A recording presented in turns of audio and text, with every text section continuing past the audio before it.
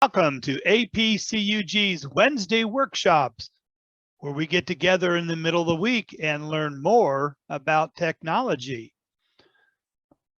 We sort of have a theme of taking care of yourself and protecting yourself.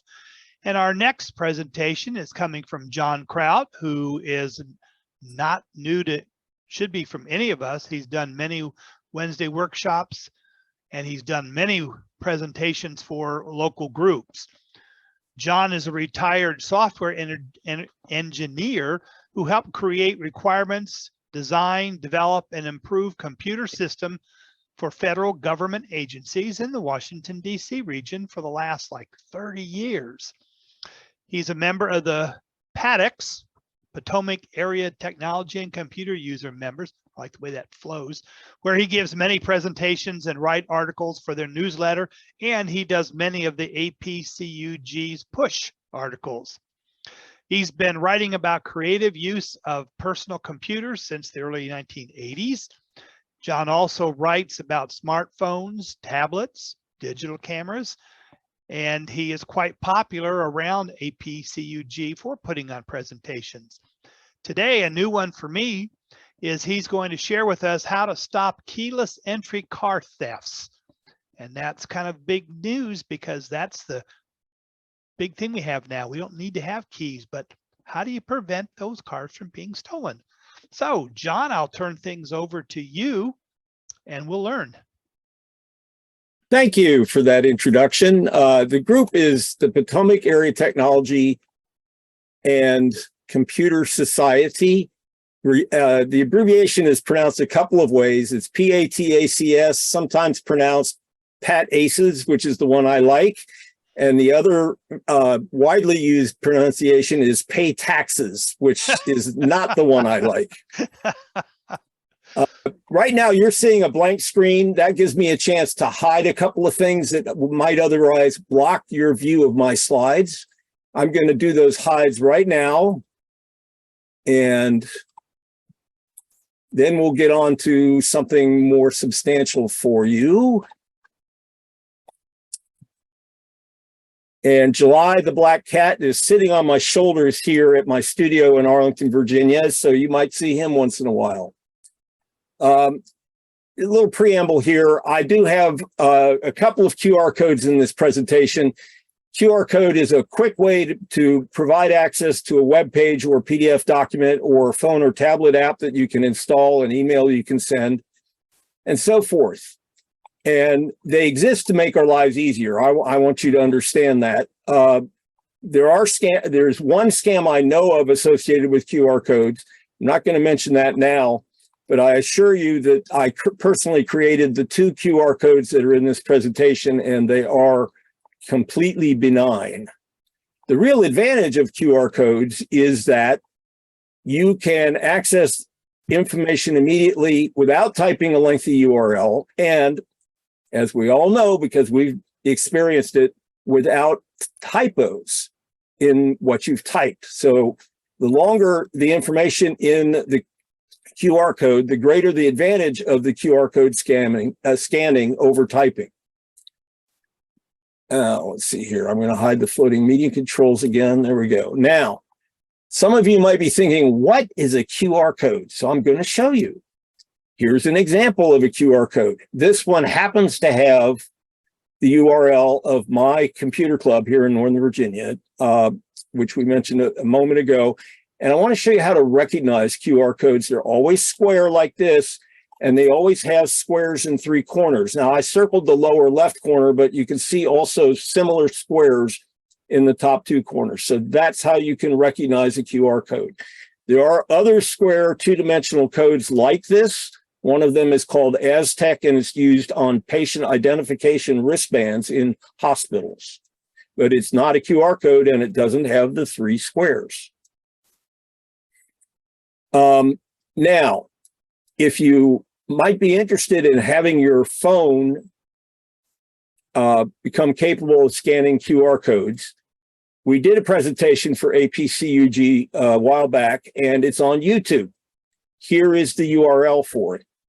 Now, I know it's tough to write that down, so I'm going to show you an easier way to access it in just a moment. I just want to mention that the instruction starts at time point 20 minutes, and about half of it in the 12 and a half minutes is about Android, and the other half is about Apple devices, iPhones and iPads. Now, I said it only takes 13 minutes of your time to learn this. It actually only takes about 6.5.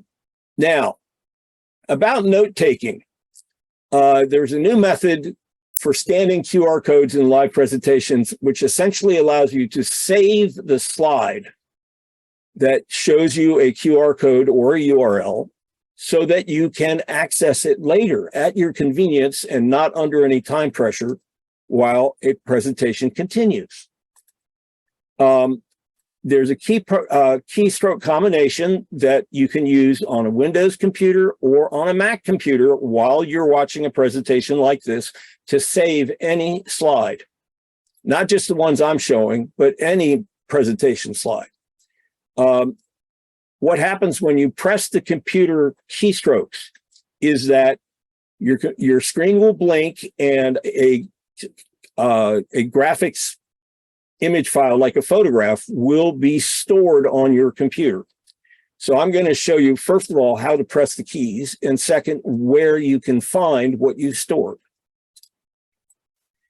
And like I said, after the presentation, at your leisure, you can display the screen image file again, retype the URL, scan the QR code, whatever that you need to do with that information. Okay, now here's that same slide that showed you the URL, but look at the bottom. For a Windows computer to save now and scan later, you hold down the Windows key and then tap the print screen key. When you do that, it will save the current screen to a subfolder under your pictures folder called screenshots. It's a pretty obvious name. Now, on the Mac side, you hold down the Shift key and the Command key, and then tap the numeral 3. And that will save the image to your desktop. So now you know how to do it, and I'll give you a moment to do that if you want to see that presentation about how to scan QR codes with your phone.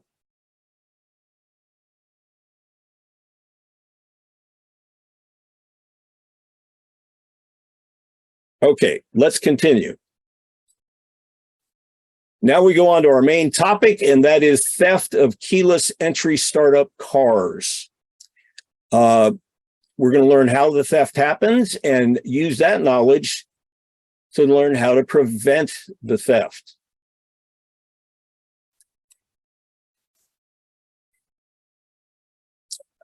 Here's a picture of a key fob that I had for my very first Toyota Prius, purchased in 2005. A car fob communicates by radio with its car. If you can see the top two buttons in the fob, they look like a lock and an opened lock. And as you can guess, those will unlock and lock your car. In addition, when you walk near to the car, the fob is detected by the car, and the car then unlocks at least the driver door automatically.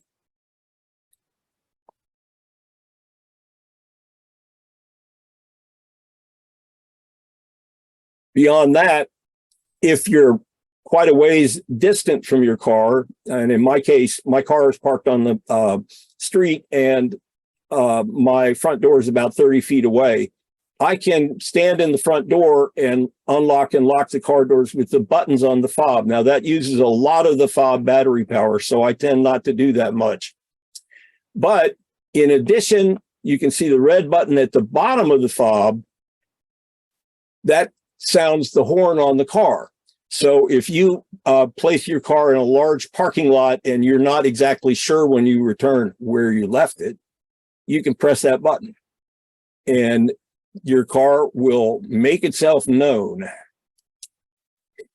In addition, inside the car detects that the fob is inside, and then it enables the power button for the engine to turn it on and turn it off.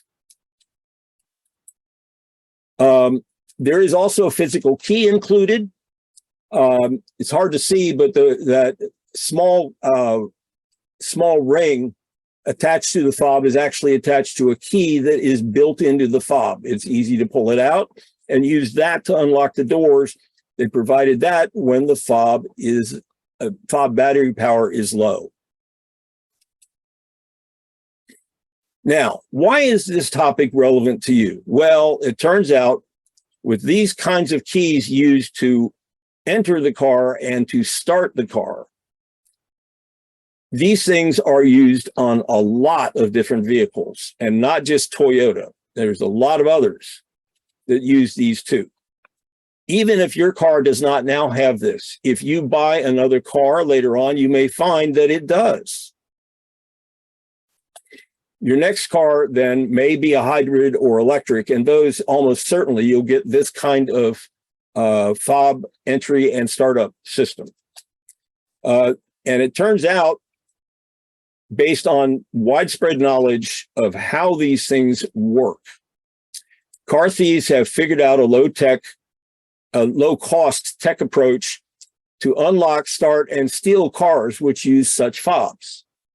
And they count on a few common behaviors of people who own such cars. We're going to find out what those are, and one thing you can do is change those behaviors. Now, all keyless entry and startup cars face the same risk. It's not just Toyota. In addition, fobs used by certain car brands and models have digital security flaws that can be easily broken by anyone who has a proper understanding of those flaws and proper computer software. These flaws enable a thief using the software to steal a car using a method called fob cloning, where in effect, they make a digital copy of the data contained in the fob. Here's an article that explains the flaw and names the affected makes and models. I reduced it. The URL was horribly long, so I reduced it to a tiny URL to make it easier for you to type. But in addition, it's in this QR code. And if you wish, you can save this page now. And then after learning how to scan a QR code with your phone, you can scan it at your convenience. So once again, I put the reminder on the bottom for both Windows and for Mac on how to do that. And I'll give you a moment.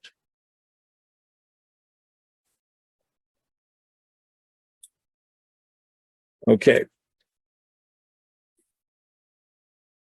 Now, a quick agenda. We're going to talk about my own experience with the fobs and how the keyless entry and startup works, fob foibles, various things that aren't obvious to the first-time user, how thieves use tech to steal a keyless entry startup car, ways to minimize the risk of that theft.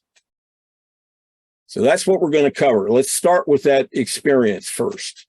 I bought a Prius in 2005. It included the key fob with the keyless entry startup feature. And later I bought a 2015 Prius plug-in. Now that had the same feature.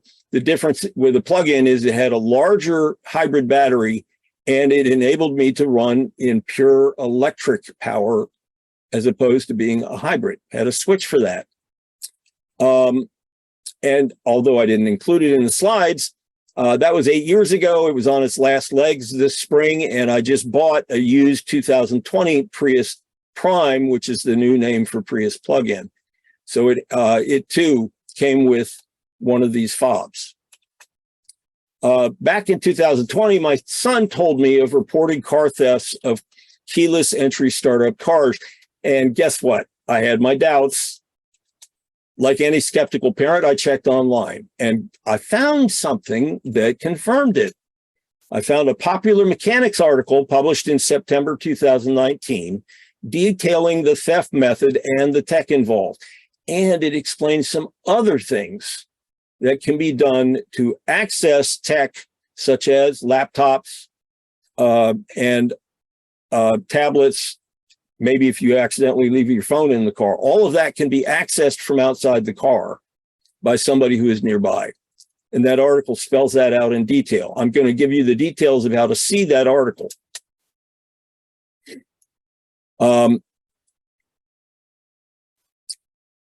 By golly, it even includes, they can access the digital data in a modern passport. I had forgotten about that. And building access cards. And boy, the one thing you don't want to do is make your building wide open, your office building wide open to anybody. So you got to protect those things when they're in your cars. Here's the Popular Mechanics article. Again, it was a horribly long URL, so I gave you a tiny URL equivalent. And here's the QR code that contains that tiny URL so you can read the article. Now, you can type the URL yourself if you want, but either way, rather than taking notes now, you might want to save this slide image right now so you can scan it later. And again, I've given you the reminders at the bottom of the page. Now, let's see here. Okay. Now, here's how the keyless entry and startup works. We're going to start at sort of a high level and work down to exactly what goes on. As I mentioned, the car comes with a fob. The fob has a button battery in it for power, and it has a unique 128-bit digital ID.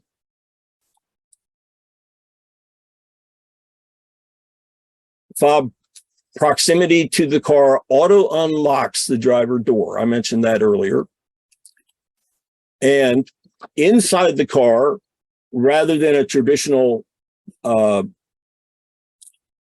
key slot on the right by the driver, right by the steering wheel, there's a power button.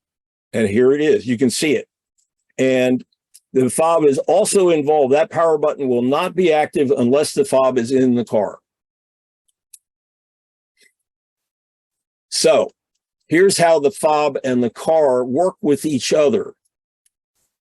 They communicate automatically using low power radio signals. And low power means automatic communication works only when the fob is within roughly 2 feet of the outside of the car.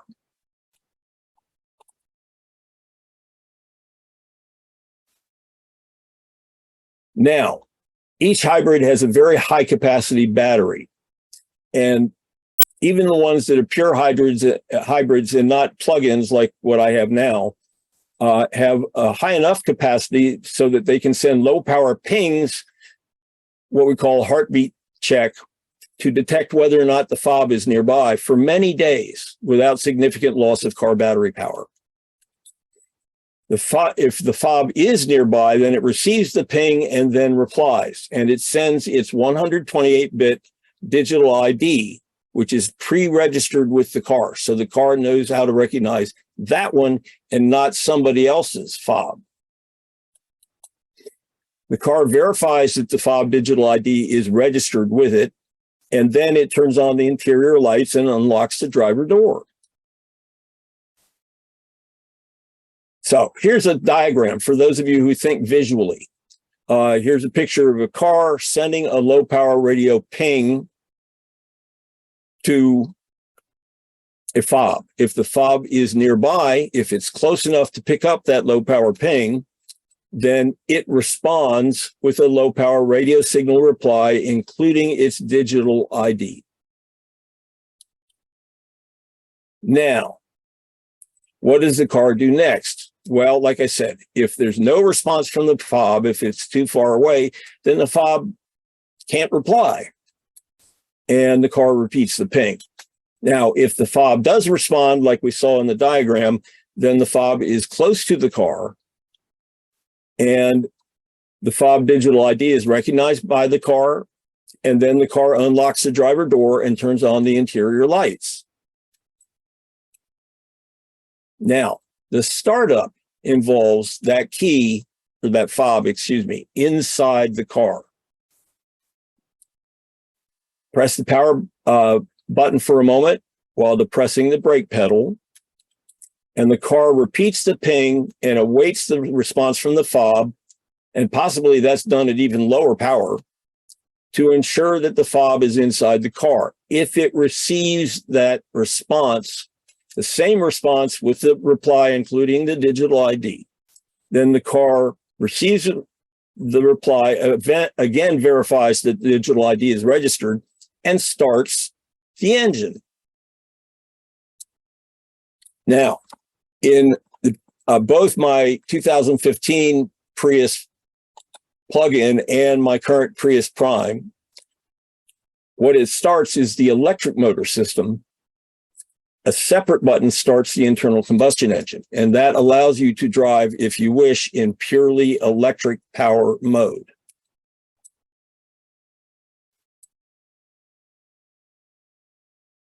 Okay, now let's talk about some foibles of those fobs. It works up to about 30 feet away from my car. And in the case of my situation, it's 30 linear feet, including about 10 feet of elevation change. It has a lock button at the top, then it has an unlock button. The AC button is a $2,000 option in the car. No, I didn't pay for that. And the last button, which is not an option, is sound the horn. Now, there's a little, you can sort of see it in this picture, just above the red button, there's a word called hold. And that's so if you keep your fob in your pocket or your purse, if it's accidentally jostled and that button is pressed by something else in your pocket or purse, then it won't go off. You have to hold it down for a second in order for it to make the car produce that horn sound. Okay. Now, frequent use of these buttons does drain the fob battery fairly fast. And so I tried to avoid, once I learned that, first couple of times that I had to replace the battery, I decided, okay, I'm not going to use those buttons anymore. Well, okay, it reduced it from maybe 50% use to maybe 10% use. So yes, I still use the buttons, but not much. Now, what happens when the fob battery is dead? Well, okay, cars have handled this a couple of different ways. First of all, there's always a small key that can be removed from the fob for unlocking the doors of the car. And in the Generation 2 Prius, which I had first, it had a slot in the dashboard that would literally power the fob. And you put it in the slot, and then the car would know it's there and check its digital ID, and then allow you to turn on the power button. In Generation 3, which was included my 2015 Prius plug-in, the dashboard, they decided to eliminate the slot, which is probably a parts reduction, and that always saves costs, manufacturing costs. They put in a dashboard report to the driver when the fob battery is determined to be low. So the fob is producing a lesser, a signal that isn't a weak, what I'm trying to say is a weak signal instead of a standard signal. So that's, they give you advance warning so you can replace the battery before it's totally dead. Now, there are fobs that are available on the open market, primarily on one of those used product sites. And you can buy, if you want an additional fob, you can buy one. And then it needs to be registered with the car because each new fob has its own digital ID. Used fobs are available online. The registration process for consumers is quite convoluted, and it's due to the lack of a car app or a computer interface that would make it easier with either the app or a laptop hooked up to the car. Registration process is not documented in any owner manual or tech manual. Toyota dealers will do it for a fee, and you can guess it's not inexpensive. However, there is a website that does document the consumer process for registering a new fob with the car. And that's priuschat.com. It has many other things going on that same site because these are complex cars with complex software. That QR code contains Prius Chat, that URL, priuschat.com. And again, I've provided the reminders at the bottom of the screen so you can save this slide now for typing the URL or scanning the QR code later at your convenience after this presentation. So I'll wait a minute for you all to do that. Not literally a minute, a few seconds.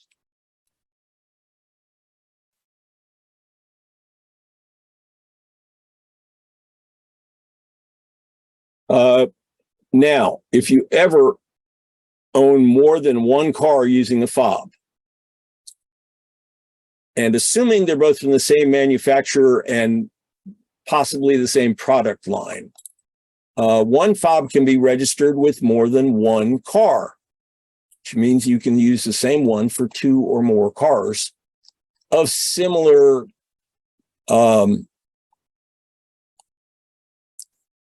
similar character, such as the various models of Prius that are available currently. In addition, one car can register more than one fob. Now, typically, most cars with fobs are sold brand new off the lot with two. But suppose you have three or more drivers in your family, you might want each one to have a fob. They probably work only for the same car brand and similar models like the various Prius models, as I mentioned. Now, let's talk about how car thieves have weaseled their way into this scenario. And first, we have to talk about a technology that you may be using already in your home. It's called a radio relay. A radio relay is a simple device that receives a radio signal, amplifies that signal, and retransmits that same signal on the same frequency. And there are at least two contexts where these are widely used. One is often in buildings, there are cell phone carrier relays that amplify what comes in from cell towers and then rebroadcast it at higher strength within the building. And that's very useful in modern office buildings. Relays are also offered by router makers to amplify Wi-Fi signals. They pick up the signal from your Wi-Fi receiver or your Wi-Fi router and then amplify it, send it out to your phone in a distant part of your home, and also receive what your phone sends back, amplifies it, and sends it out for reception by the router. Those things are now available. I have seen them in office buildings as well, but they are now available for home use. And it turns out thieves use battery-powered relays to steal keyless entry startup cars.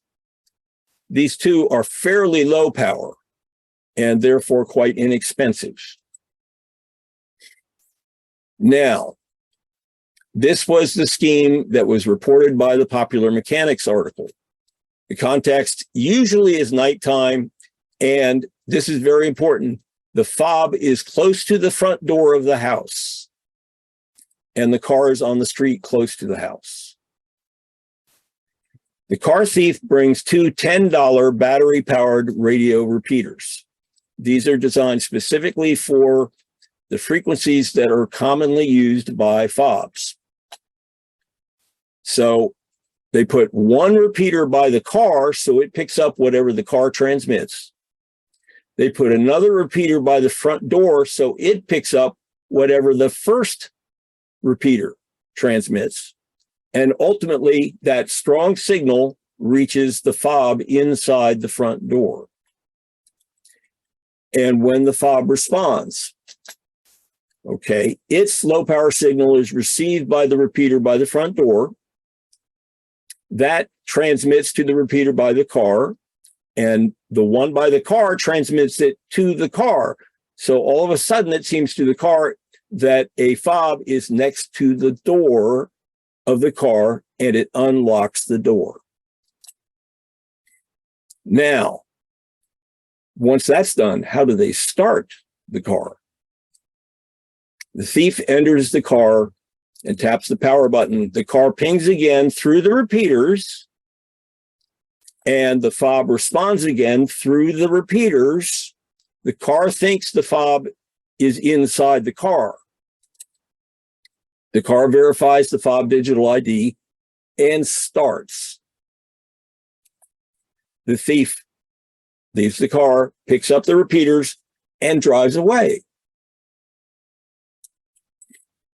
Now, what do they do next?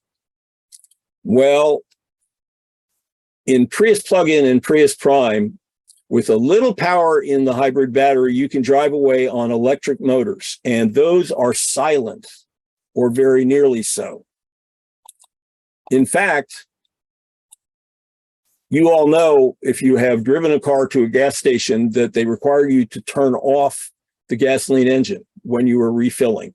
But if the thief needs to put a refill in the tank of the stolen car, first of all, like I said, because the driveway on electric power, the owner and the neighbors won't hear anything. They won't wake up.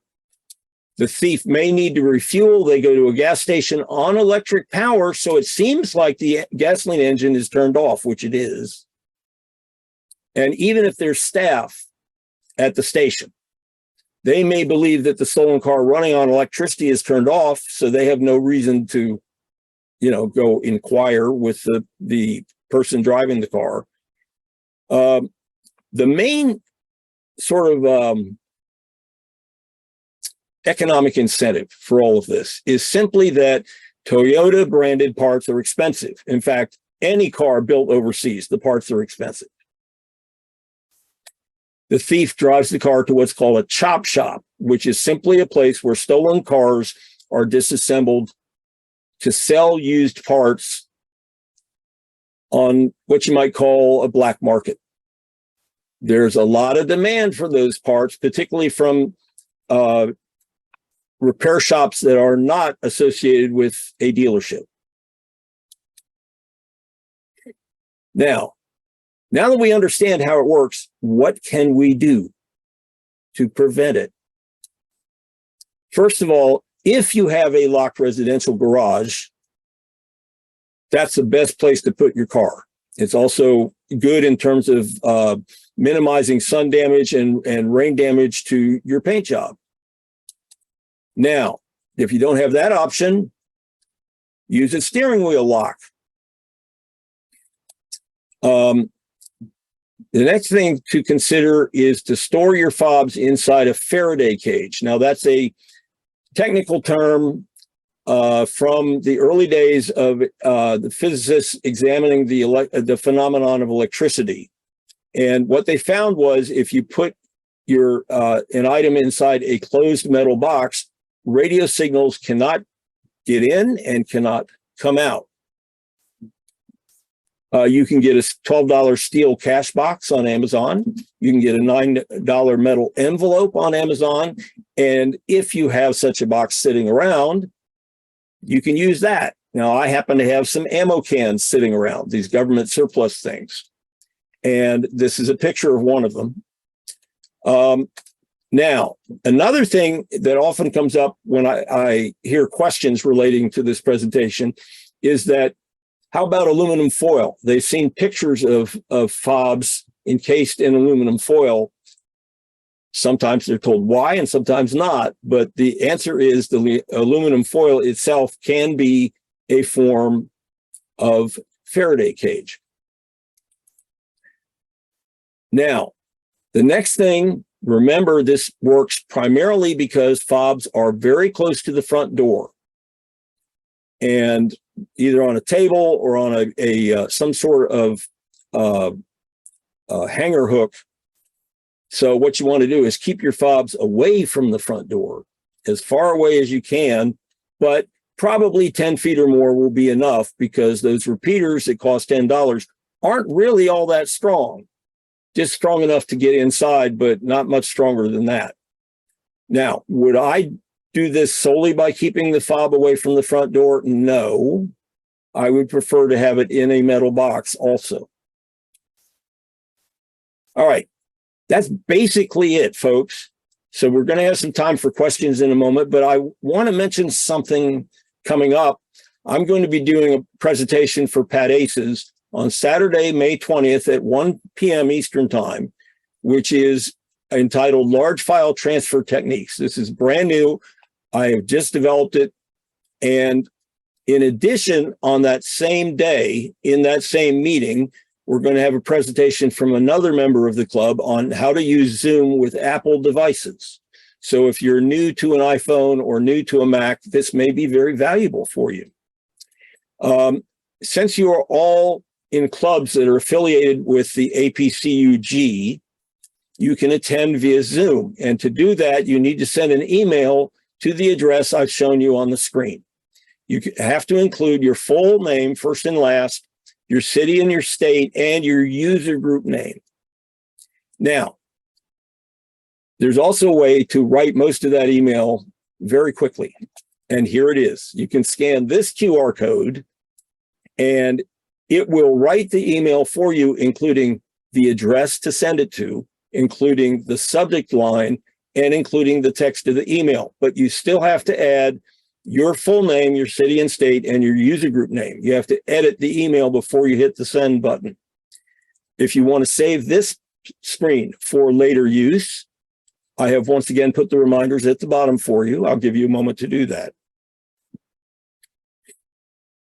And that's it. We're at the end. I'm going to stop the screen share, and then I'll be ready to take your questions. There we go.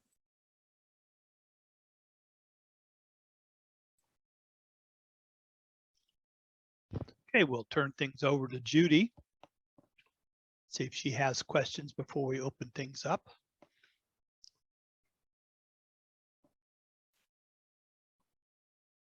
I'm going to do Heather's first so she can turn us off and get on with her work day. So if you have a question for Heather, please raise your hand. Heather, you're on. I'm on. Okay, I have a question. How often do BBB ratings or individual organizations get reviewed and potentially changed? That's a very good question. The BBB files can change as often as each day, because there are various factors that go into rating a business, which you can read about in detail on the website at bbb.org. A large part of that has to do with complaint volume and how a business deals with that. If we try to review a business each year for updated information, we send out update forms to some of them asking them to update information with us. And if something changes in the meantime, often they call us or we find out, but at least yearly. As far as the letter grade rating, it's in real time. If a company has a lot of complaints and continue to get more and say they don't respond to them and we close them unanswered, that can drop a letter grade rating, you know, inside of a week. By the same token, if they decide to clean up their act a little bit and maybe revisit some of those, it can go back up. So that's the short answer is once a year and sometimes more often, depending on what's going on. Oh, thank you. I have gotten spam emails with the name and email address of the person imitating. Most have had sender's email address. How in the world do they put in a real looking email address? There are ways that I can disguise that. I'm not quite sure I understand what it is exactly that you say. The email you got looked like it was from somebody you knew. Right, it's a real, coming from a real email address. Okay, so they may have gotten hacked. Because I've seen emails come from people we know, you know, into our boxes at work, and it wasn't them at all because someone stole their email address and somehow got into it and was able to use it. Mm-hmm. Another thing that some of the con artists will do with websites too is, or just make a slight change, a very slight little change to make you think you're on a certain website. And I don't know if that could translate to emails as well. instead of being Amazon.com, it might say, Amazon. They'll put in another letter with an I, like AMAIZON, Amazon, and you think it's Amazon, you might just click on it. I'm wondering if something like that could happen as well. But most likely they've just had their email hacked somehow. And you don't necessarily get your personal email hacked. What gets hacked is like Target, where, oh my gosh, a few years ago, the world was lit up with Right. how many thousands, and everybody got free service from Experian or somebody for a Yeah. year. The same thing with 20,000 Facebook, emails gone. And so it's not your inbox particularly. yeah. But my example is the president of a local group in SoCal. I got an email from him and it said, please call me. That's a natural thing for him to say to me because he wants to talk tech. And he wants me to call him at my leisure, so to speak. And I was getting ready to reply back with a will do. And I looked up and I went, interesting. The first email address was his AOL address. Mm-hmm. He does have a Gmail address, but he has 4 numbers in his addresses, both. They're the same. And before I sent go, I looked and oh my gosh, the Gmail address only had 3 numbers. One of the zeros was missing. So those are the kinds of things you need to look for. And I eventually found out for some reason his email had been, somebody had hacked into a car dealership in Ohio. Oh, goodness. I have no clue what that had to do with California, but that address is through the grapevine, so to speak, is where it came from. While you were giving your presentation on scams and things like that, I received an email from the president of a APCUG group, and it had a dollar figure in the subject line, and it said, confirm it the Mustang. And I have sent it back to him and said, I think you were hacked. One of his members is on this meeting, and I sent it to him and said, did you get one of these? But I find that very ironic that happened while we were doing this. Pierre, you're on. Hey, I was next. I think Gabriel Goldberg was first. I'm looking at my screen here and I've got you first, but that's okay with me. Okay, all right. I go by what's in the upper left-hand corner. Of my No, I understand, and I see Gabriel yours. for me, but whatever. A comment about something that Tom Sweet said about avoiding Google ads. There is a technical solution to this, which is called Pi-hole, usually spelled with a hyphen, P-I-HOLE. It's a rather technical way of solving the problem, but I wanted to mention it for people who are so inclined to use it. I use it. It blocks all kinds of ads throughout my home network, not just on a computer, but for anything. So when I looked at the New York Times, whether I'm on my laptop or on my phone, instead of seeing an ad, there's a blank space. Huh. And it also prevents you from clicking on those Google ad results because it will tell you that it's not available. You can bypass it if you really want to, but at least it will warn you. Is it free? Absolutely free, yes. Ah, cool. But it's rather technically involved to install it. But I'm sure somebody will let us know if there's another name other than just ad blocker. You can get an extension for your browsers and it works wonderfully. I often go to websites and they'll say, we make our money by showing you ads. Are you sure you don't want to turn your ad blocker off? And I always go, no. I can view the website with absolutely no problem. And I have great big blank spaces where the ads would be. The solution you're mentioning, Judy, is only done at the browser level. Mm-hmm. What I'm talking about is done at the home network level. Oh, I know. Okay. All right. My other comment, it's to do with spoofing the from email address, which was just mentioned a couple of minutes ago. There is no hacking of the email account required. You can spoof an email address as long as you know how. Okay. It can be detected if you know how, but the easiest thing that anyone can do to check where the email is coming from is to, at very least, put your mouse over the email address and see whether it matches what it says. I've done that too, the cursor right over it, yeah. And most of the time, if it's been faked, you'll see the actual from email address, and it's not what you thought it was. Exactly. So, but at the very least, you can do that. If they are very smart, they'll do it in a more techie way. And in that case, you need to look at what's called the headers of the email message. Not every email provider, when you look at email on their website, will provide the ability to look at headers. But if you're using something like Outlook or Thunderbird, then you can look at the headers.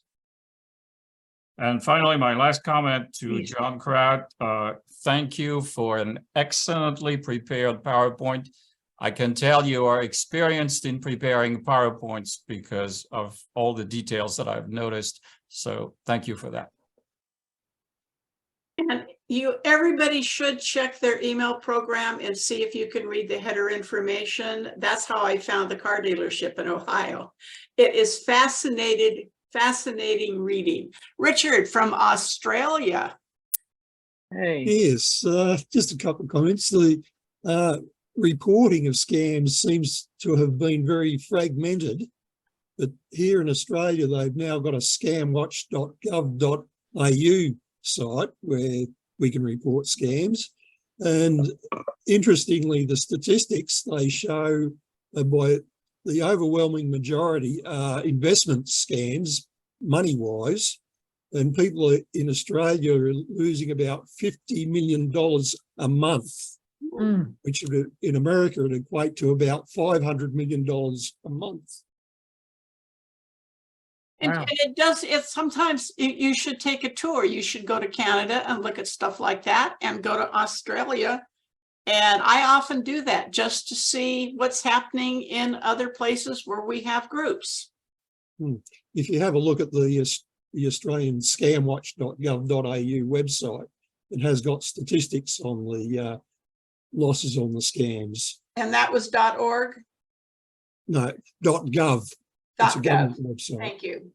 Third time's a charm. Joan Morris. Yeah, a quick question about the keyless entry. Does that only work when your car is parked someplace and or does it work like if you're coming out of a store and you go to get in your car? Okay, do we have any other questions for Heather? Yes, I think Yes. Gabe does. You're on, So- Gabe. Thank you. Both great presentations. Thank you. A comment on LifeLock. As far as I understand LifeLock, all they do is watch what's happening, but I don't think they provide any real-time protection. I think all they do is provide a notification service and their $1 million alleged insurance protection if something goes wrong. So it's like leaving the bank vault open and having somebody watching who's coming out of it with a cart full of money. So I'm not sure that it actually does much protection. Gabe, you are correct. And in Yeah. fact, the president of LifeLock used to advertise his social security number on billboards I remember and that. was embarrassed to find that he got hacked. It's not a scheme that prevents the use of social security numbers and other identifying information. It's a scheme that lets you know early when there's evidence that has happened. Right, and I've been turned off to Norton. I used Norton quite a long time, and for various reasons lost enthusiasm about it. And so now that it's LifeLock from Norton or Norton from LifeLock, I just avoid both of them. One variation on some of the phone scams is I get calls occasionally claiming to be from an organization raising money for the police.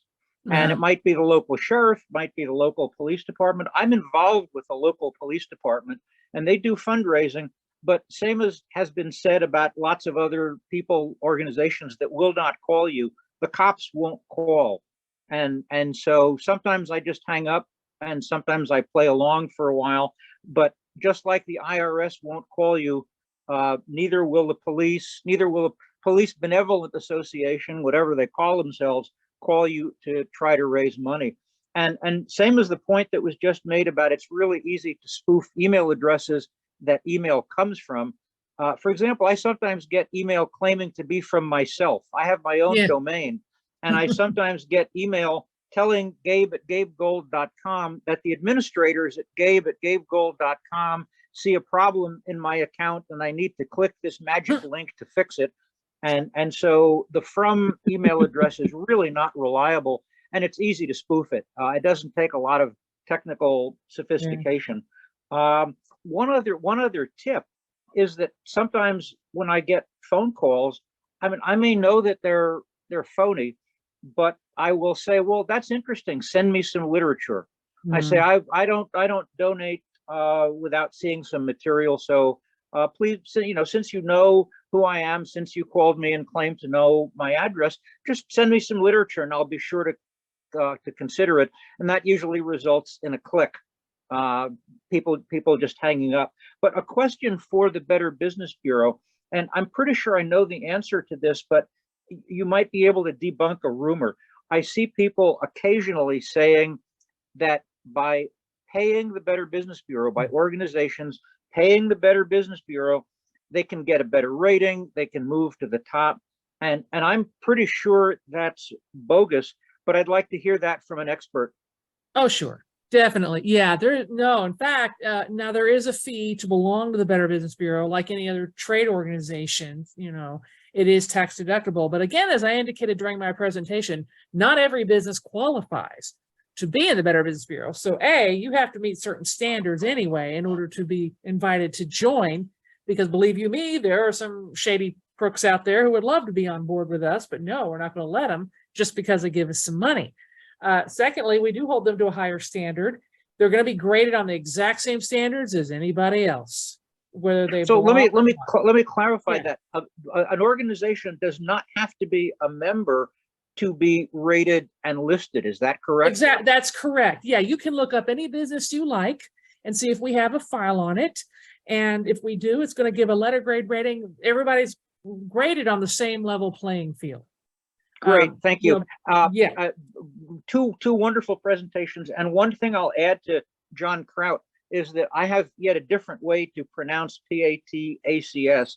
I pronounce it PATACS, which I think phonetically is a more logical pronunciation, but I'm in a definite minority.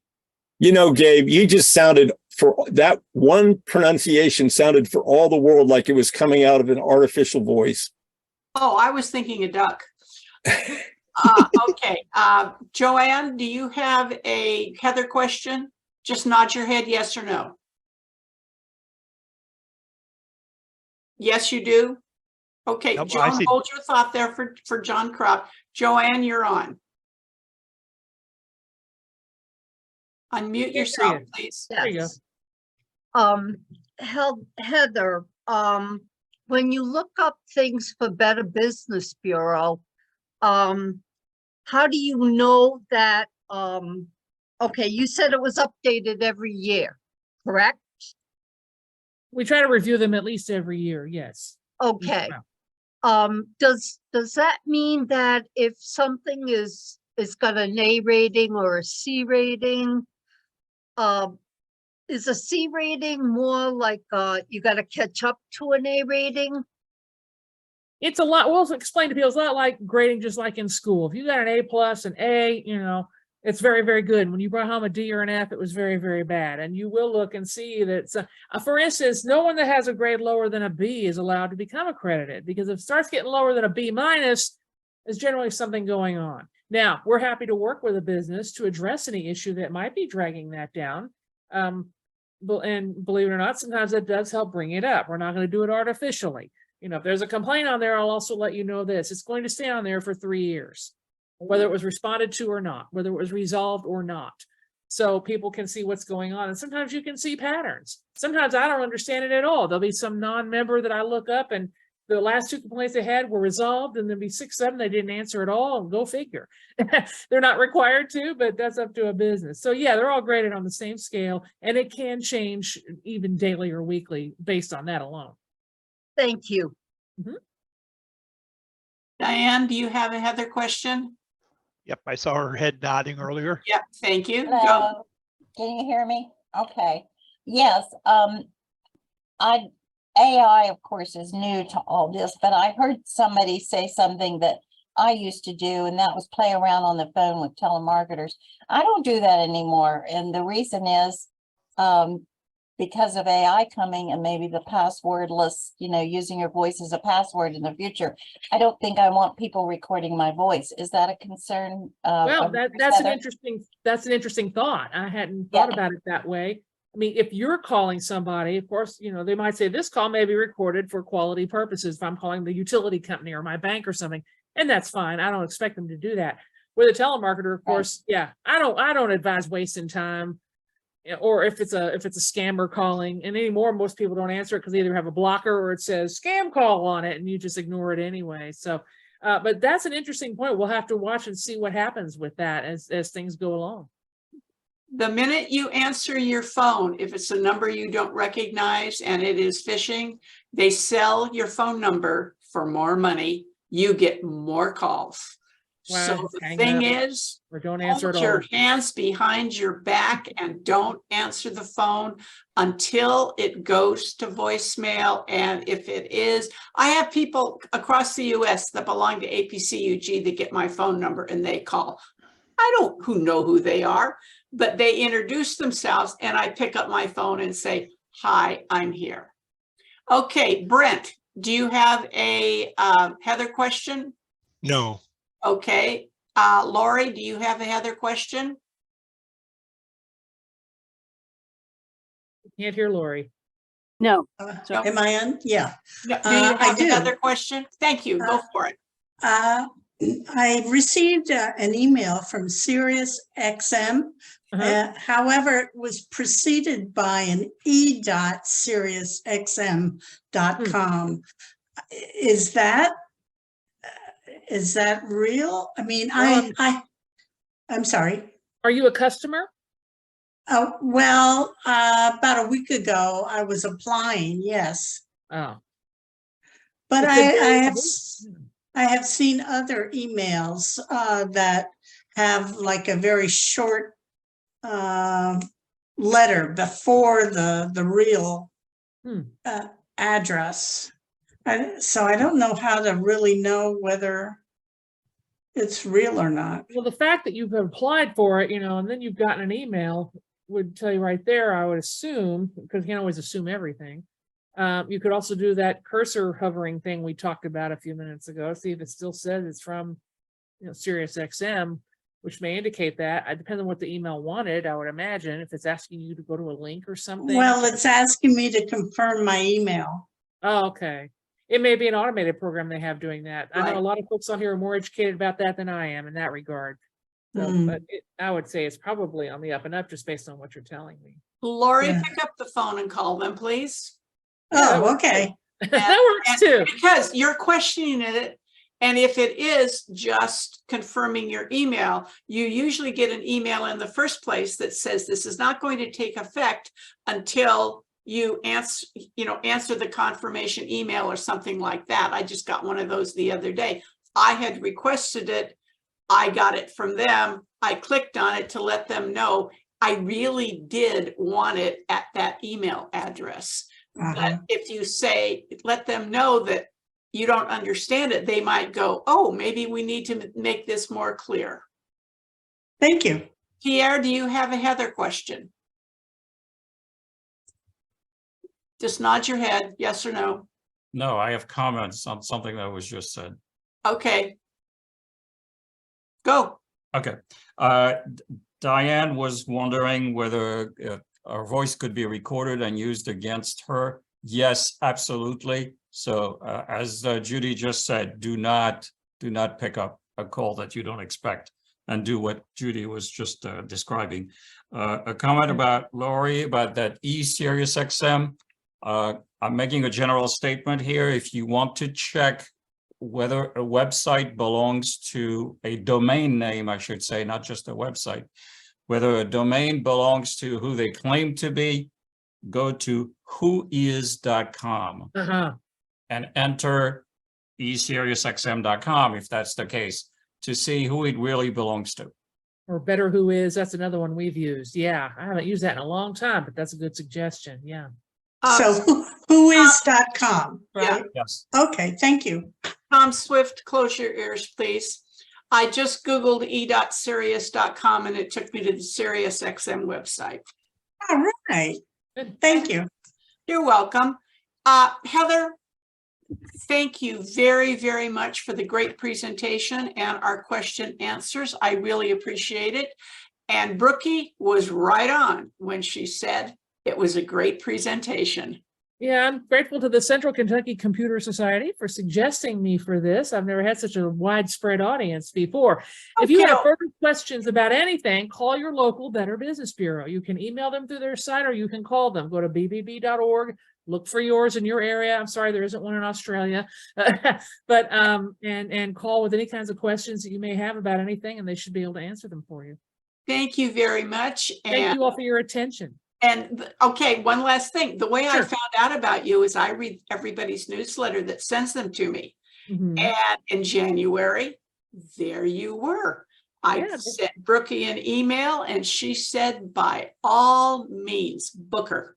Well, I'm glad you all did. It was a nice visit. And I So, hope and everybody if got something out of you it. guys, your groups get in touch with your local BBB, perhaps they will give a We presentation. usually have a speaker and speaker bureau. So And go back to work. Thank you much. okay, thank you all. Bye-bye. Thank you. On to the John Krout questions. So let me check my thing here. John, if you leave the car with the fob with you and the engine is running, will it stop? Can someone else get in the car and drive it away without the fob? All right, I think I need a little bit of clarification on that. It sounded like the premise following the word if said, if you leave the fob in the car and the car is running. Is that what you said? No, it did not. If you leave the car and take the fob with you and the engine is running, will Yeah. it stop? I don't believe it. First of all, I haven't tried that. Okay. I tend to speak from experience, or in the case of what I explained to you today, from an authoritative source like Popular Mechanics. I haven't tried it. My guess is that if you leave it running and you walk away with the fob, since it's already started, it should be possible for a thief to get in and drive away. Now, if you lock it, that makes it harder for the thief to get in. And of course, we're not talking about a situation where they can use repeaters to effectively use your fob without your knowledge, because you're off someplace where the thief has no idea where you are. But if you left it unlocked and running, yes, I would say it's likely somebody could drive it away. Don't want to do that then. Doesn't manually pushing the lock button on the car door somehow make it safer? No, because as I showed in the presentation, the first thing that the thief does is use the repeaters so that he can send the ping all the way to the fob inside the front door and get the response all the way back to the car. And that will unlock the car. Thank you. Joan, thank you so much for waiting. Go.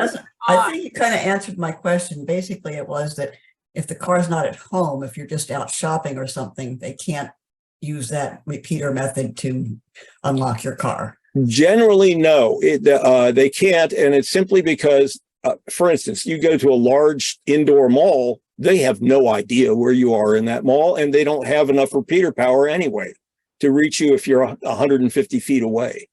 I think I'll leave it at that.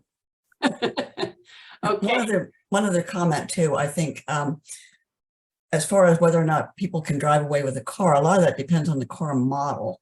Like I have a remote start on mine. Yeah. But if I don't get it, once I open the car door, it automatically stops and I have to start it again.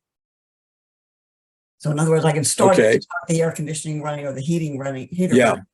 Yeah. When I get in it, as soon as I open the door, it shuts down and it has to have the key there to start up again.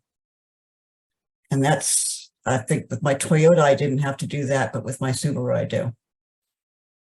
gee, 1,000 years ago, my son put a remote start on his F-150 to heat it up before the little people got in it. And we live in California, for Pete's sake. Brent, your question is? And this may be related to the similar earlier questions, is can the signal be recorded and then played back later to open the car? That's not what the Thieves were doing at the time that Popular Mechanics wrote its article. It strikes me that that's possible, but it seems to me you're doing more prep and possibly exposing, as a thief, possibly exposing yourself to the car owner's immediate environment. In other words, his family, more than once. Right. And that has that is a disadvantage compared to just using the repeaters, as I described. And I thought I may have read that they have a handshake back and forth between the fob and the car. So if you have one side of the recording, it's not going to work. That's correct. Yes. Thank you. Good presentation. Thank you. Kurt. Sorry about that. A comment about who is, okay. Many domain registrars allow for what's called private registration of domain names. I do that for all of the ones that I own where it's allowed, and it's allowed for almost everything except .us domain names, where there's a restriction, you can't do it. But with private registration, and we do this specifically to keep our information out of public view, when you look it up, what you will see is some form of a proxy name. The registrars, the way it works is that the rules are, if you own a domain, you have to be accessible, and there's 3 different addresses that have to be there. But what the registrars will do is provide a proxy registration, so that anybody that takes and sends an email to one of those listed addresses, okay, that message will get received and forwarded, but my name and phone name and the administrative name and so on does not appear in the public record. So if you look something up and you find private registration, it's not a sign of somebody doing something nefarious. And you'll find that for myself, all of my clients do it that way. I recommend it to my clients that they do it that way. A comment about cars, and that my Toyota has keyless entry, and when I walk up, it's an RFID exchange, okay, presence, and I just take and stick my hand on the handle and it unlocks the doors.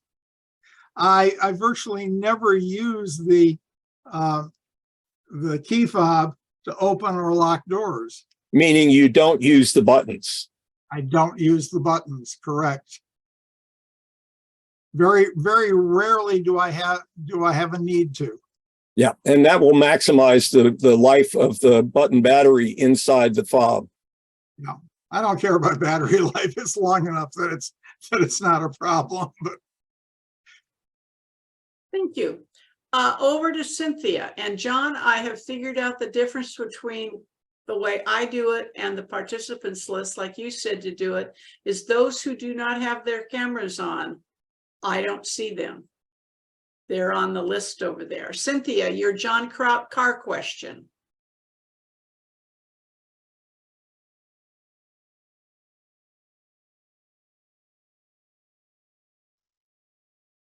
Well, while she's trying to figure out how to unmute, I want to mention something that showed up on CNN this week. A woman received a call in which she heard her daughter's voice, very anguished, saying, "Listen to what this man says, I've been kidnapped." Mm-hmm. And it turns out that entire set of sentences was generated by AI based on a recording of the daughter's voice when she was not under duress. Mm-hmm. AI can be used to do that, and that offers a substantial risk for those of us who know what our children and grandchildren's voices sound like. If she was not kidnapped, in fact, the mother called the daughter, and the daughter said, "What are you talking about? I'm right here at home." So it was a scam, but the point is, when you hear something like that, how do you react? Oh, it's an emergency. So keep that in mind. Check with the person who allegedly has been detained and find out whether or not that's in fact the case. The best thing is to have your grandkids have a code word, or like the person who spoke about it, is this Sam? And just tell your grandkids, boys and girls, that if I say, "Is this," and I will give a phony name, and you say yes, I know it's really not you, it's a bad guy, and I will just hang up. Over to Gerald Smith. Ira, use your hand button on reactions. Okay. I have a General Motors car made in Australia, and it has different buttons, of course, than the Prius does. It will give me warnings if I leave the car and leave my fob in the car. If I want to unlock the car, I usually don't use the button on the fob. I walk up to the car. When I'm close enough, I'm able to push the unlock button on the handle, and that car unlocks. It does not have an automatic unlock feature. It also has a remote start feature, but that feature has to be activated in the car's internal computer system. It's very interesting. The auto unlock in the Prius is driven by a set of plastic gears that, as you might guess, over time wear out, and a $4 electric motor. And it costs that the assembly containing the gears and that electric motor for the driver's side door, which is the one used most frequently with automatic unlock, is almost $400. But it's guaranteed to wear out, and that's one of the few complaints I have about Prius. Are you able to disable that feature using the car computer? I have never seen any suggestion that that is possible, and I admit I haven't researched it, but it's the one thing, like I said, that I found less than ideal about the construction of the Prius. Yeah. And it was just a choice that they made in the manufacturing process to minimize their manufacturing cost. Yeah. The GM system I have in my car allows me, if I want, and there are instructions in the owner's manual, how to activate another fob. Although the car came with 2 fobs, and I bought a third one, but I've not activated it yet because the procedure is somewhat complicated. Yep. Yep. Very complicated for anybody at the consumer level. Very complicated. Yes. Finally, my car still has a slot or a place is actually in the console where I can put in a fob that is low battery or virtually no battery. And that will allow me to open the car from the, well, actually I can use the key to open the car from the outside, but that will allow me to start the car. I learned that from a repair shop that had my car at the time. The battery ran out, but they were able to bypass the system. Also, that slot in the GM car is the same slot you can use to activate other fobs. So, you know, and again, that GM car from Australia, Commodore, had instructions on how to activate a fob, although you have to activate all of them at the same time, and it looked like a lot of fun, and I wasn't ready to do it. Thank you. Unfortunate, doesn't look like anything is standard.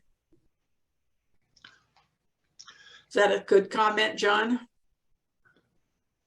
I happen to agree with that. But if it were standardized, then people could buy a fob for one brand like GM and use it on another brand. And I don't think anybody in any of the brands wants that to happen. Okay.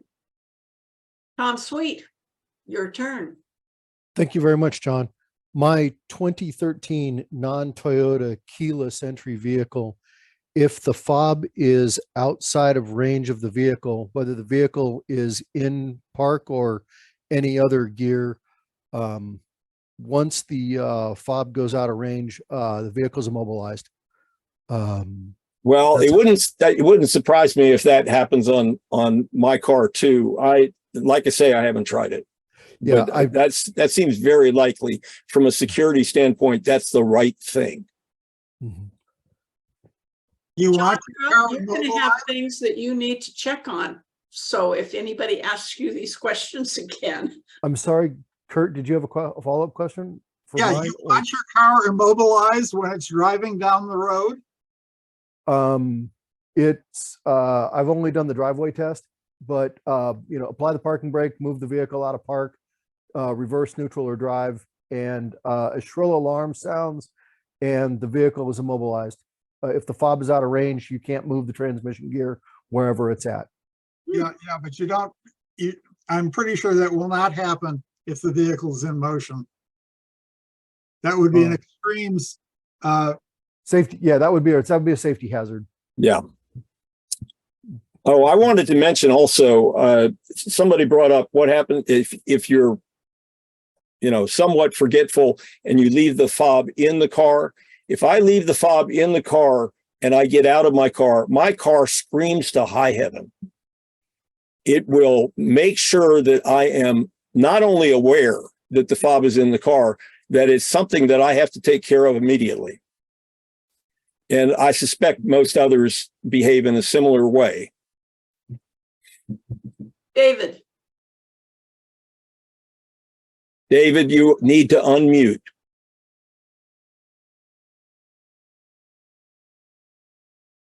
Good presentation, John. Thank you for reminding me of unmuting. I've learned a lot about fobs. My community has they have a fleet of Priuses, so I'll bring that up to our security manager on some of those things. And I have a Chrysler Pacifica, and I'm going to look for that slot because I've used the little key in my fob, and I've learned a lot about that. So thank you very much for your presentation. Also, sometimes I'll take my fob and leave it in the car. Sometimes I'll put them at a car wash, and it has prevented me, if I've left the car running, sometimes to I try to lock the car, hit the button, and the car will not allow me to lock the fob inside the car, which does a nice little feature.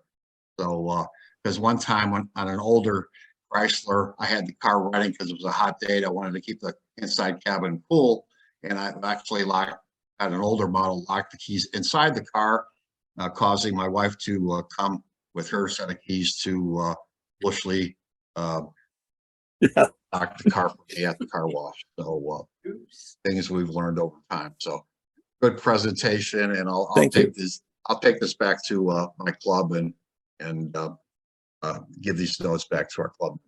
Bill James. agree. My car will not lock with the key fob inside, but I also unlock it from my phone.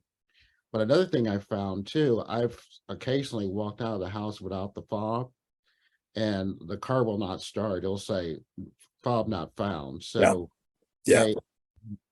mine's not an American-made car; it's a foreign car. But so there are similarities. To activate the dead fob, I have to put the fob in the console bin, and there's a place for it to lay, and it will cause it to activate the starting mechanism. Yeah. The one of the things that I ran into with my second Prius was that I had, let's see if I can remember this. Somehow I had left the Prius unused for an extended period of time.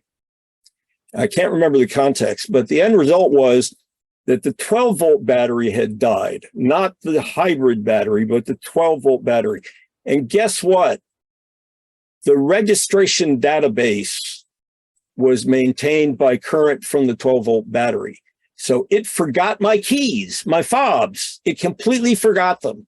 And that's when I found out how much it costs to have your dealer register a fob with your car, because they had to be re-registered. And I didn't want to do that crazy jujitsu myself. And so I paid them to do it. And it cost me, I think, $400. So one of the little gotchas, if you're going to be traveling overseas for a month, make sure that battery is fully charged, and maybe have somebody you trust look in on it, because you want to make sure that those fobs do not need to be re-registered. You don't want your car battery, in other words, to die while you're traveling. For some reason, that's interesting. Mine, I've left mine for like a week, and it goes in standby mode, and I have to jump through hoops to get it started. For a week? Yes. You said for a week. Yes. Wow. Car hadn't been running, and it just goes in standby, and so it takes all kinds of issues to get it to. Yeah, that's fascinating. I'd expect it to take longer than that, but like I said, in my case, it was because the battery died. It's not because it went into standby mode. So you were driving the Mustang, Bill? No, that's the Volvo. I know, but you said it's out for a week, so you. Oh, I wasn't driving anything. I was on an airplane.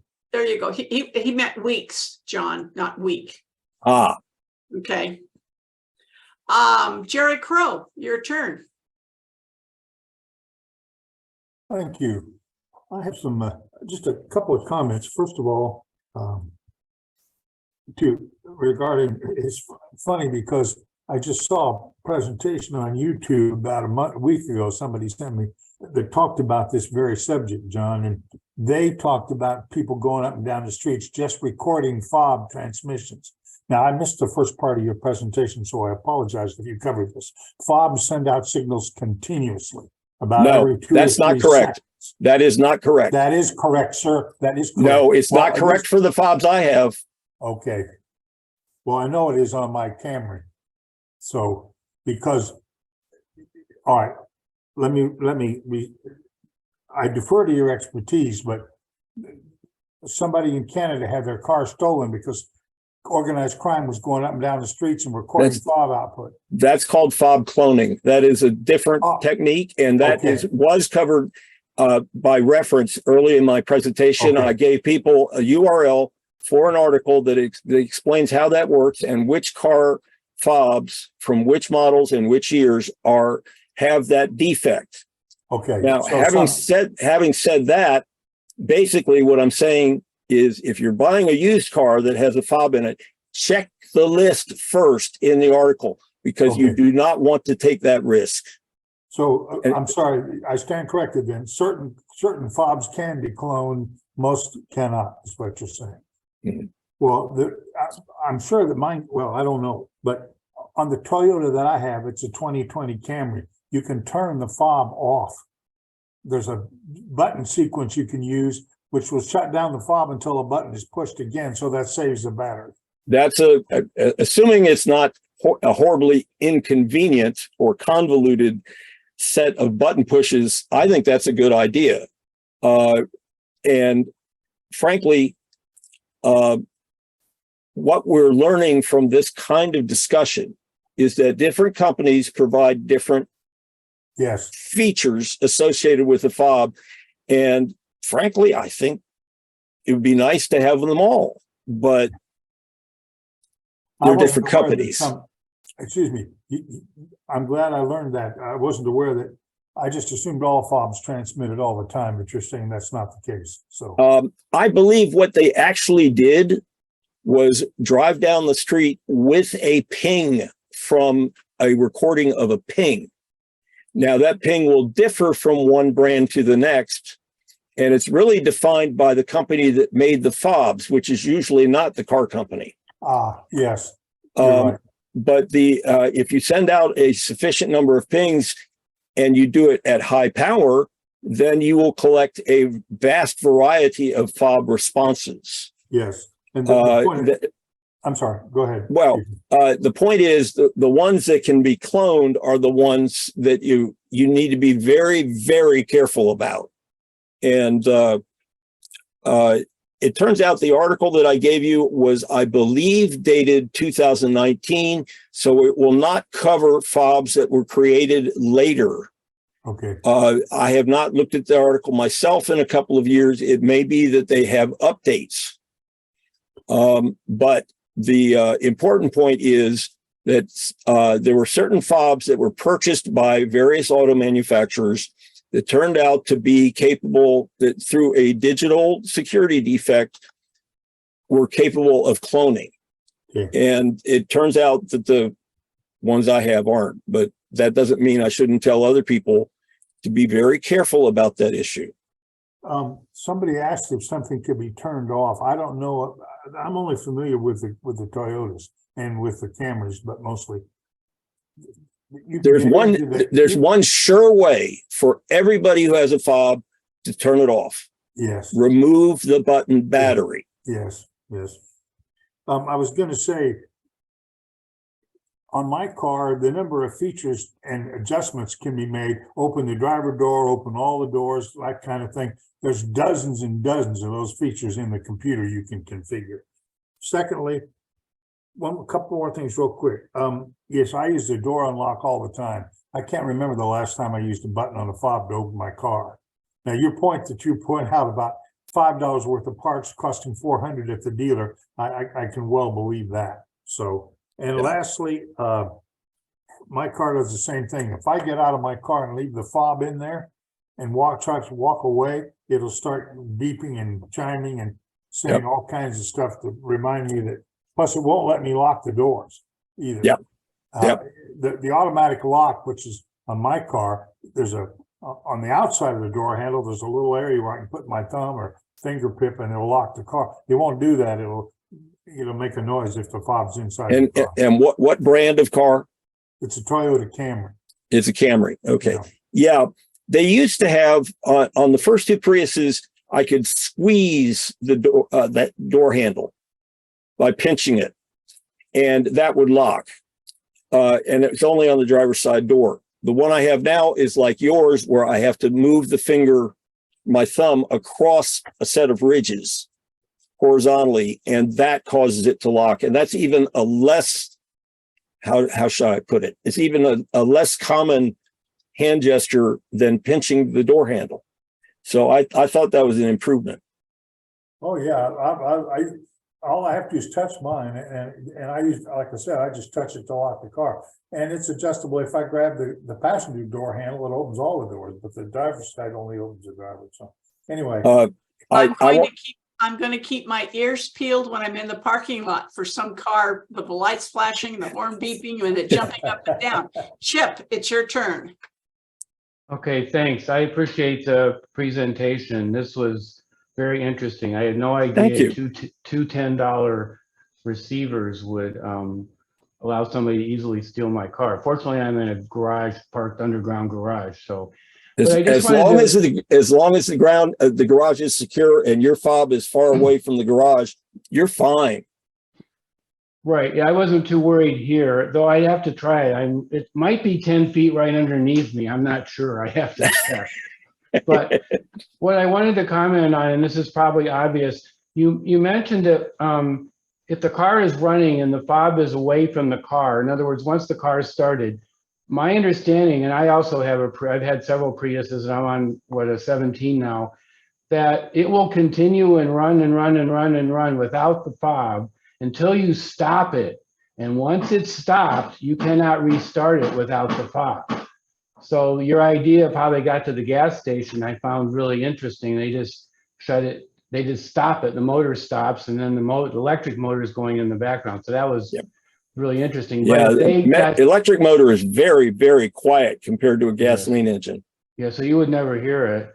So if they by accident turned it off, then they'd be stuck at the gas station. Yes. Oh, absolutely. Yes, that's correct. And so that's how they get it to the chop shop. Once it gets to the chop shop, I guess they don't care if they turn it back on again or not. I would Well, assume they're not always taking it to a chop shop, but it does occur to me that once they've started the car, they could move it to a place where they can't be observed, or at least where the owner can't observe them, and then register a new fob with the car. Oh, interesting. Okay. Well, anyway. By the way, you're seeing my black cat walk across my shoulders back Oh, I here. wondered what that was. Okay. And I just had another unrelated comment. Somebody mentioned this pie hole thing for ads. I just looked it up and that is very intriguing. It looks like you have to have a server and it won't run on Windows.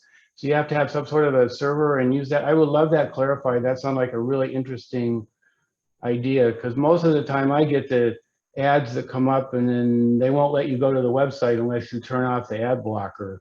So that was very intriguing. If you could guys have some more information on how to set that up and make that work, I would be very curious. I'd like to see if it can run on a low cost device like a Raspberry Pi. Right, I have it running on my Raspberry Pi right behind my screen here. Okay, we did a workshop on that. Yeah, and some way we'll get that information out, the follow-up material, because I got a whole lineup of people who I can't see. Catherine, you're on.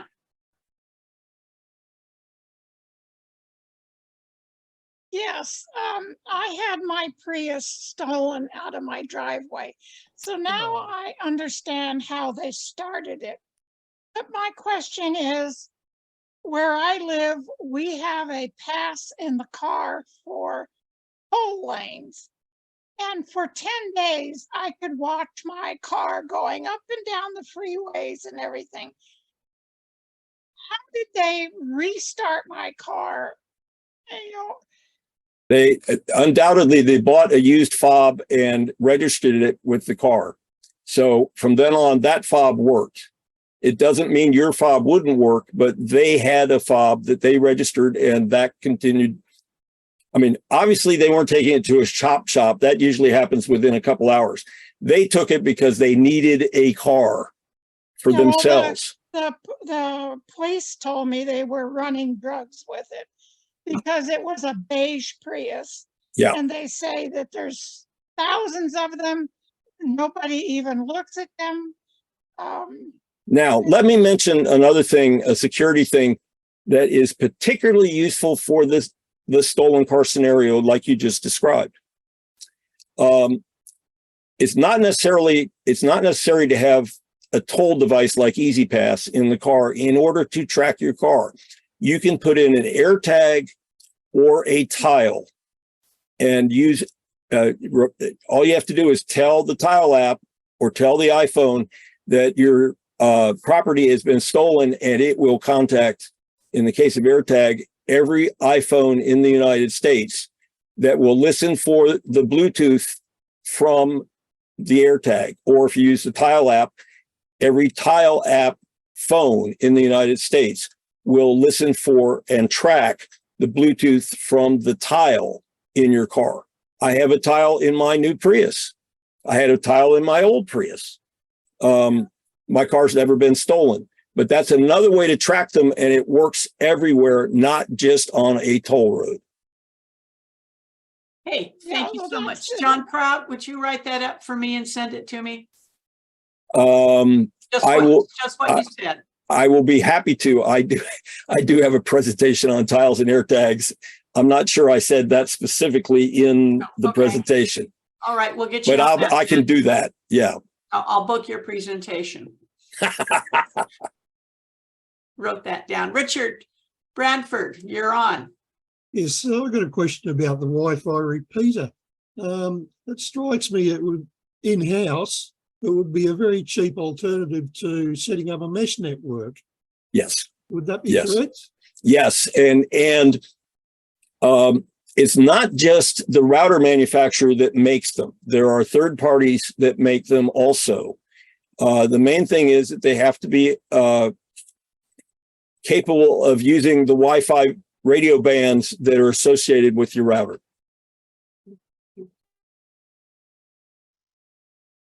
Della, your turn.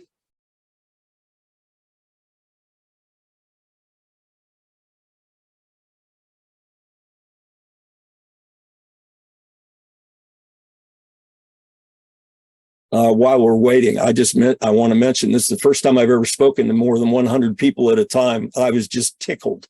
Isn't it fun? And on top of that, I want to say that I think these have been very useful questions.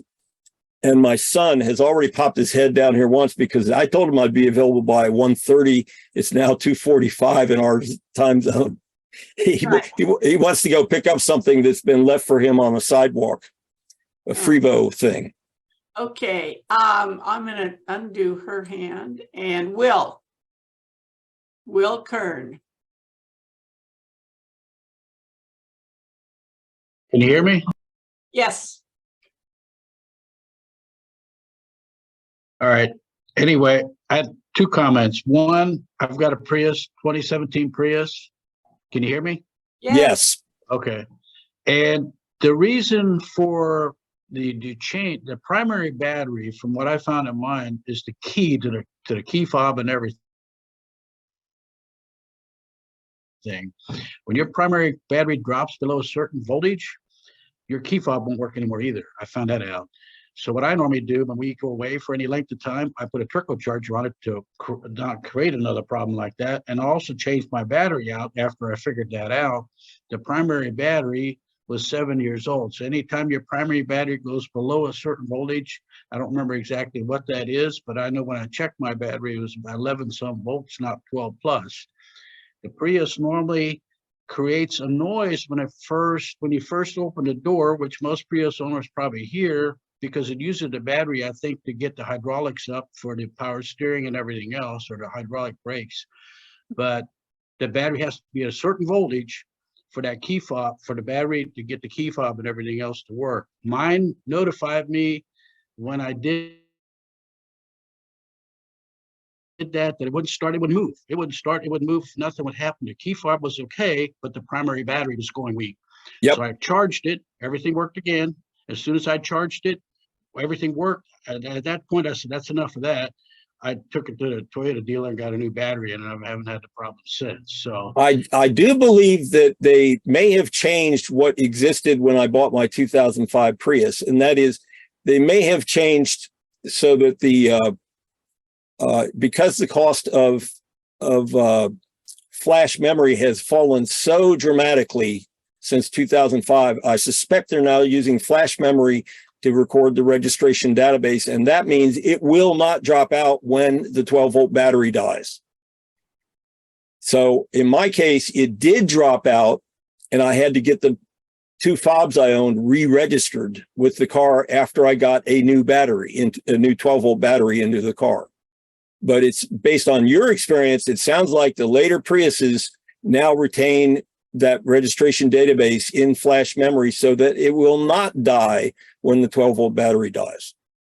right. Well, my battery wasn't completely dead, but it was down. I think what they did, they made it to a certain voltage. If the battery doesn't hit a certain voltage, then it kind of goes in sleep mode, because when I charged it, everything worked. But I knew at At that point, the battery was to the expected life expectancy, and I changed it. Now, I want to make another comment. What happened to a friend of ours in Florida? This, it's about a key fob. They had a brand new Ford Edge, was less than a year old. They live in Florida on, the snowbirds. Their car sits right beside their side door where they put their keys. Well, they never realized this whole issue you're talking about, but what they made, another base mistake they made, they usually put a key fob in there, which dumbest thing you think of, but anyway, they did that.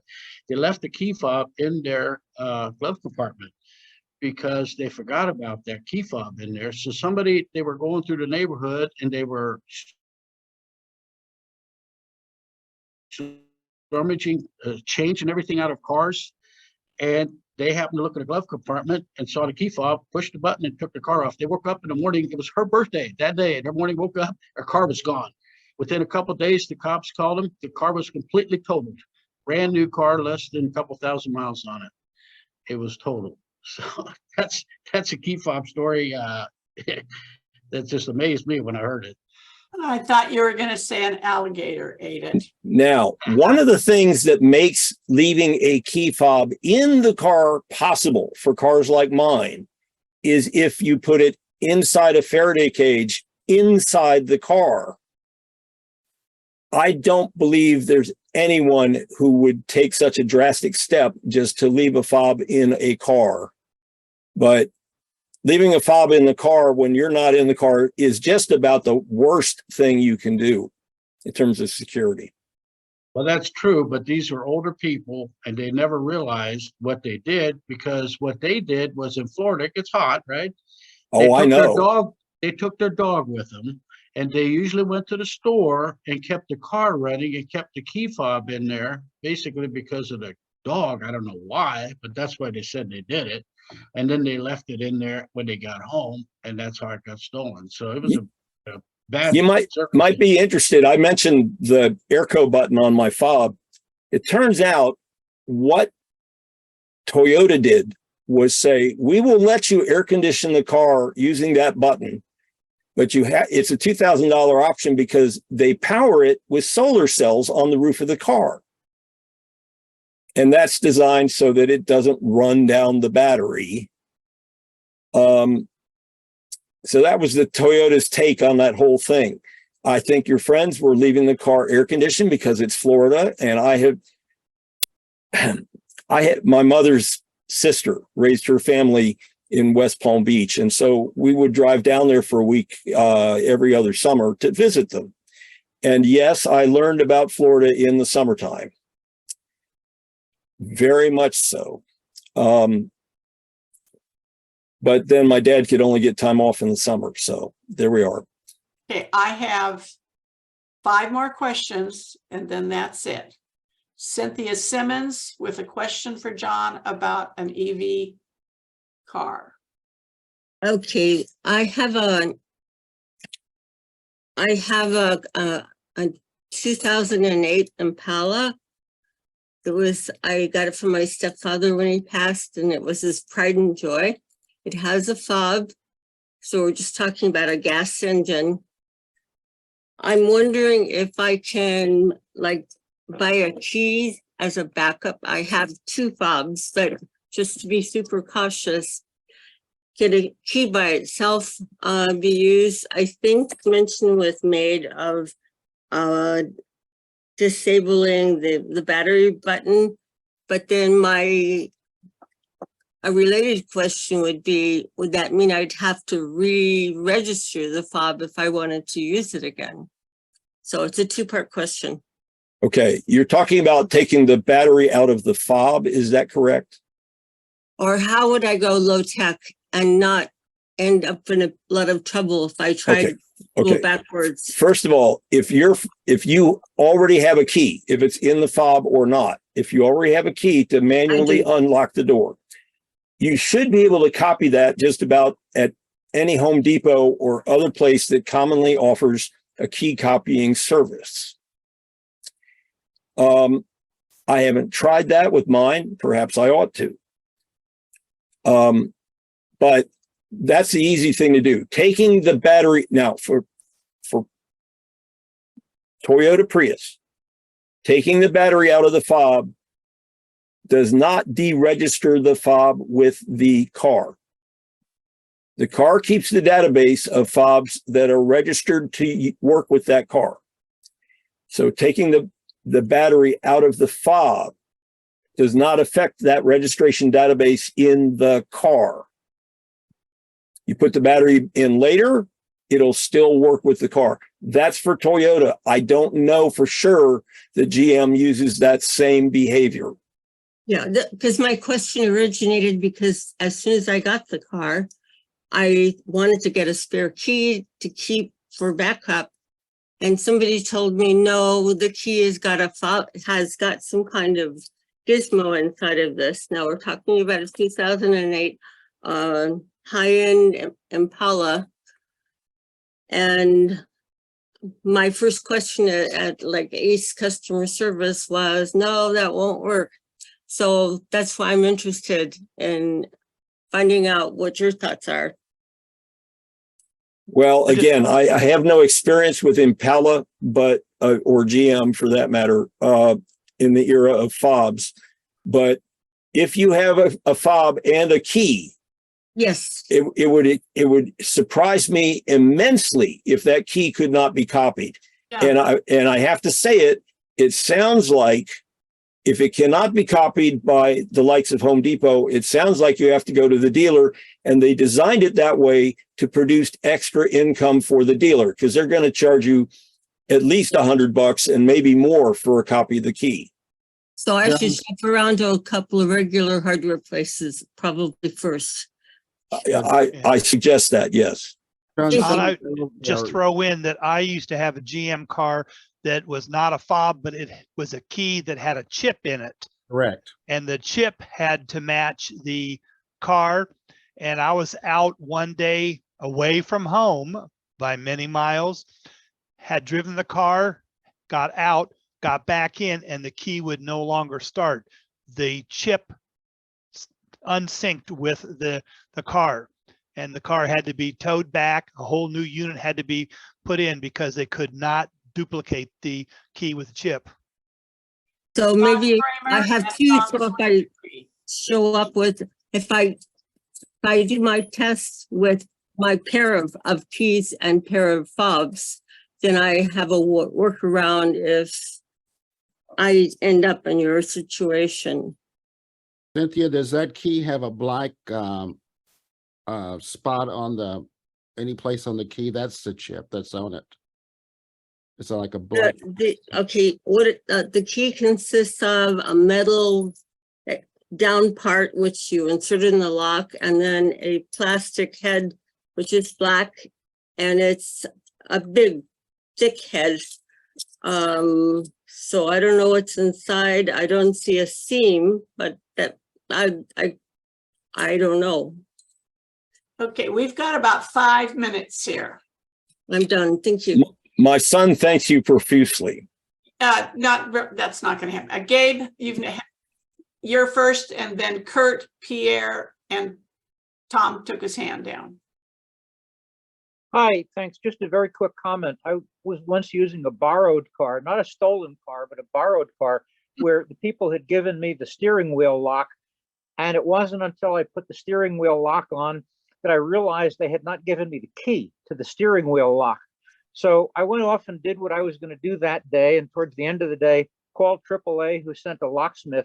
And it took him about 90 seconds to pick the lock on the steering wheel lock. And I said, that's impressive. And he said, it's easy with practice. So if somebody is an accomplished car thief, maybe you have a high-end or desirable car, and somebody who really wants that car and is good at stealing cars comes along, it may take him 90 seconds to pick the lock on the steering wheel lock. So they'll slow down the casual thief, but not somebody who does that for a living. Good point. Only you. Kurt, you're on. Yeah, there's an APCUG presentation that I did last year. I think it's a lousy presentation, but the information is good. It was titled Headless Raspberry Pi, but after I configured the Raspberry Pi, I installed Pi-hole on it. configuring a pie hole to work is technical. It's not terribly difficult. Couple things that you need to do. Once you understand the concept, it's really easy. And I did it right after your presentation, and so I can confirm that. There you go. Do we have a video on that? Yes, we do. Okay, I will include the pie hole video. It's not called that. The headless hoo-ha. Headless Raspberry Pi. Yeah, I've got a Pi 2B running that way right now, and it's a media server. 02B. I will add that link to the follow-up email. And Pierre. Well, yeah, I just wanted to add to the pie hole thing. If Chip Treen wants to contact me directly, yes, it does not run on Windows, but we can talk about that. So I don't know, Judy, how you can give him my contact info somehow. Oh, if you can send me an email and ask for it.